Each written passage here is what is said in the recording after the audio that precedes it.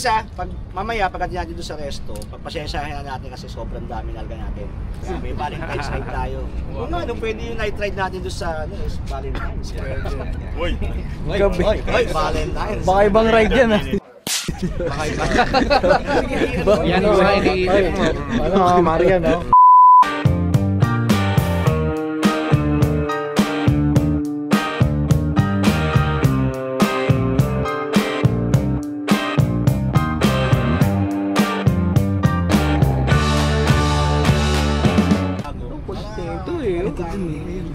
Kulit to.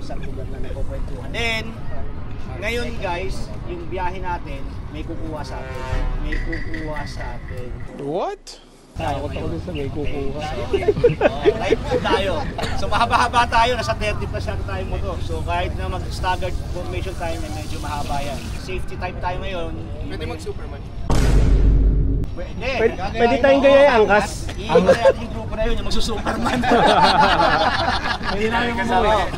Siyempre kailangan din bagandahin yung image natin na sa grupo. So pagpasok ng Malacanang, yung mga lampai bomba. Yung pa pala isa. Huwag mong subukan. Masisira ang buhay mo. Gente, tumbo kami! Pawin tayo, wala tayong bombahan. Pagpasok na, bam! Tapos ako, Let's make it for zero. Zero yung ano ko. Zero. Speedometer. Okay, so, Zero. Yes, sobrang bagal, standing position na maandar. Kaway lang. Tapos may susunod si Brother Jimmy na plano. Okay, morning. Thank you again. Medyo maganda yung number ng group ngayon. Sana hindi kayo mapagod sa ride mamaya. Sakit sa katawan yan. Sakit sa katawan. Pero thank you for coming. Sabi nga natin, sometimes we need this kind of ride. Just for bonding lang, hindi laging paguran. So binabalance din naman ng mga nag-organize. And then, I'll bring this up, yung iba medyo alam na yung Magical Mystery Tour or we call MMT. Okay, so mga hindi nakakaalam, you have to form a group of 6. It's going to be on May 1, 2, 3. So May 1 being a holiday, Thursday, Friday, Saturday yata. Last check ko, May 1, 2, 3 is Thursday, Friday, Saturday. Okay, yung ruta, somewhere south.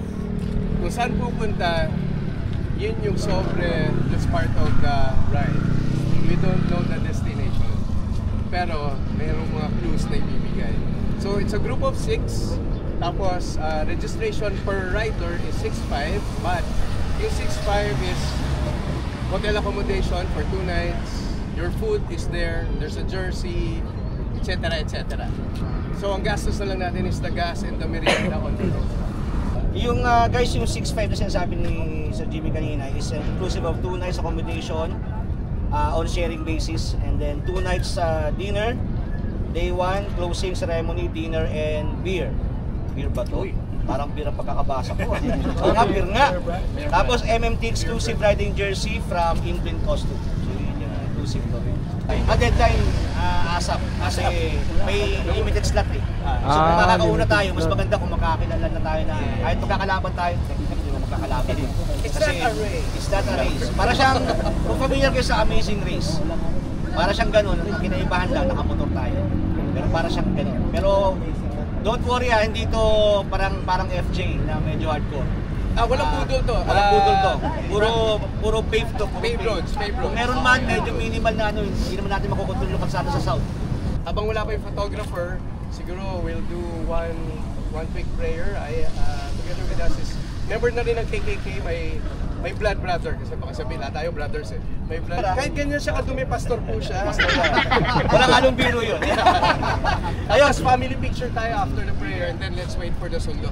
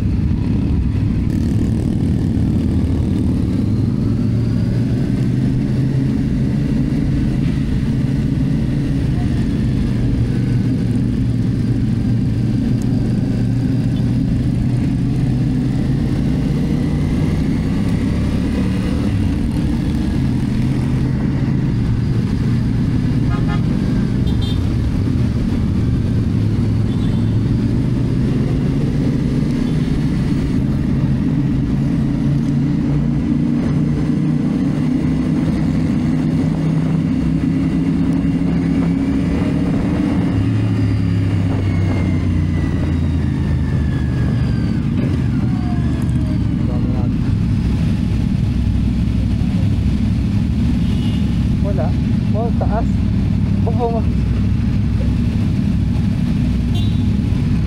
Baka doon sa taas. Baka tumakas sa taas.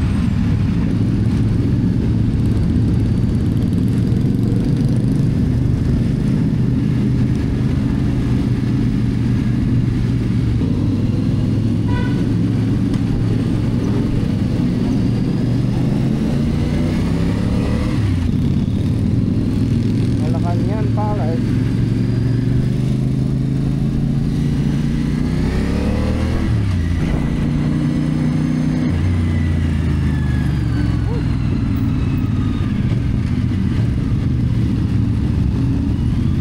Nauna sila?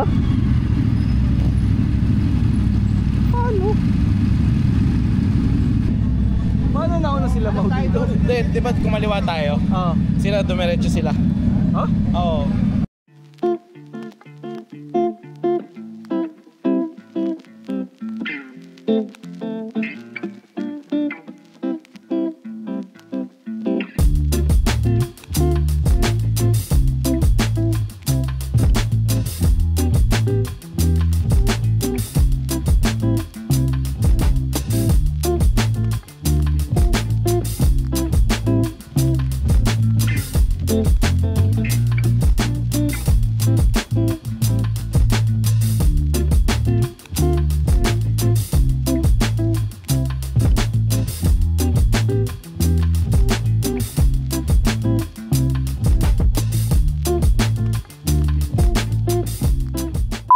Yun nga, pumunta kami dito sa Fresco Coffee, located at Malacanang compound.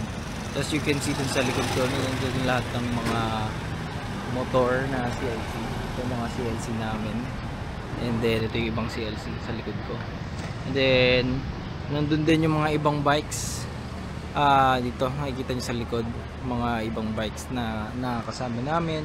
Halo-halo to eh. Actually may mga 450 MT, may mga Harley Davidson, may mga Indian motorcycles. This is organized by Custom Culture. So every month nagkakaroon ng parang tambike session.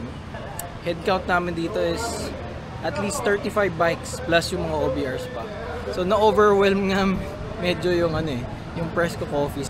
Ayan, Sir Jimmy from Custom Culture. Yan nga, medyo na-overwhelm yung Fresco Coffee sa amin. Pero na-accommodate naman kami lahat. So and the food was good naman, especially adobo and then yung tapa. Ano lang dito, konting tambay and then may photographer din kami. Ayan. So maya alis na din kami. So hope you guys enjoyed the video. If you guys haven't subscribed yet to my channel, please, I would appreciate it if you would like and subscribe na din sa channel natin. I would appreciate any comments na mabibigay nyo on how to improve our vlog or mga gusto nyo makita na gusto nyo ipa-cover sa akin, and try my best to accommodate your request. Okay? So again, please like and subscribe to my channel. Alright, thank you.